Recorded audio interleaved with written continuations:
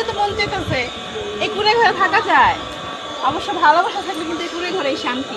পদ্মজবা ফুল দিয়ে বিয়ের গ্রান পাচ্ছি আমি। এইখানে ঘুরতে এসে বিয়ের মিষ্টি খাবো কখনো ভাবিনি। সো আসসালামু আলাইকুম এভরিওয়ান, সবাই কেমন আছেন? আলহামদুলিল্লাহ আমি অনেক বেশি ভালো আছি।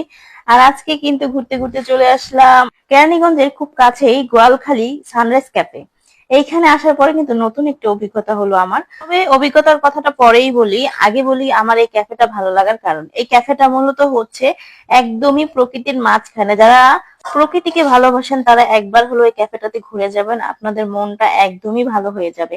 এই ক্যাফেটার চারপাশে গাছপালায় ভর্তি ছিল। আমার সব থেকে বেশি ভালো লেগেছে এই ক্যাফের পশ্চিম সাইডেই ছিল ধান ক্ষেত, আর এখান থেকে কৃষকরা ধান কাটছিল, কেউ ধান ভাঙছিল, কেউ ধান ওড়াচ্ছিল। এগুলো দেখে আসলে আমার এত বেশি ভালো লেগেছে, মনটা অনেক বেশি ভালো হয়ে গেছিল।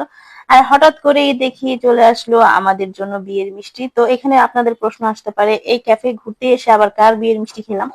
আসলে মূলত এখানে একটা কাপড় আসছিল, তাদের বিয়ে হয়ে গেছে আজকেই, তো যার কারণে তারা আমাদের সবাইকে মিষ্টি খাওয়াচ্ছিল। তো আমি তাদের সাথেই আপনাদের একটু পরিচয় করিয়ে দিই। তো এরা হচ্ছে বর কনে, আমি কিন্তু এদেরকে উপদেশ দিচ্ছিলাম যাতে কখনো কেউ কাউকে ছেড়ে না যায়। সারাটা দিন কাজ করতে করতে আর ভালো লাগে না। এই ঘরটার সামলাতে সময় আমাকে বলছে তার কাছে বিয়ে করলাম রে বাবা। একেই হচ্ছে এই কুড়ে ঘরে থাকতে থাকতে আমি জীবন শেষ হয়ে যেতেছে, তার মধ্যে এত কাজ আমি কিভাবে দুঃখে মরে যেতেছি, মরে যেতে মন চাইতেছে। এই কুড়ে ঘরে থাকা যায়, অবশ্য ভালোবাসা থাকলে কিন্তু এই কুড়ে ঘরেই শান্তি।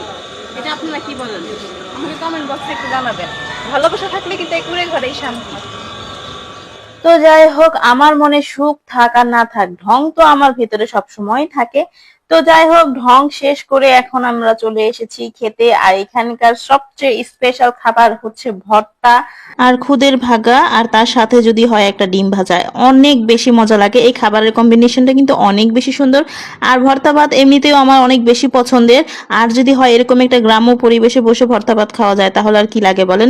আমরা দুই বোন তো সেই জমিয়ে খাওয়াটা খেয়েছি। সব থেকে মজার বিষয় হচ্ছে আমরা যেখানে বসে খাচ্ছি তার সামনেই কিন্তু ধান ক্ষেত, আর এখান থেকে কিন্তু অনেক বেশি বাতাস আসছিল, ধানের গ্রান আসছিল। এত বেশি মজা নিয়ে খেয়েছি যা বলার মতন। আর আমার বোন তো আমার সাথে অলওয়েজই মজা করে। আমার মতো এরকম একটা ফিল নিয়ে যদি খেতে চান তাহলে অবশ্যই চলে আসবেন সানরাইজ ক্যাফে।